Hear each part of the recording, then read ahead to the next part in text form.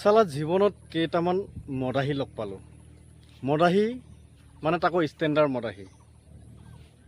আৰু সেই কোনকেইজন মদাহীৰ কথা ক'ব বিচাৰিছোঁ মই, এই যিকেইজন যে গেলা খায়, এই গেলা খোৱাৰ মদাহী কেইজনৰ কথা মই ক'ব বিচাৰিছোঁ। তেওঁলোকে ডেইলি সেই গেলাটো খায়, কিন্তু যেতিয়া তেওঁলোকে কোনো এখন দোকানত সেই গেলাটো খাবৰ বাবে অলপ নাস্তা বাস্তা ল'ব আহে, তেতিয়া যদি কোনো এজনে সোধে, খুৰা নাস্তা লৈছে, বহিবগৈনে? তেতিয়া তেওঁলোকৰ খং উঠে। আৰু খং উঠা কাৰণটো হ'ল তেওঁলোক হেনো মদাহী নহয়, তেওঁলোকৰ আত্মসন্মান আছে। আৰু সেই আত্মসন্মান থকাৰ বাবে হেনো তেওঁলোকক তেনেদৰে ক'লে তেওঁলোকৰ মন মগজুত আঘাত লাগে।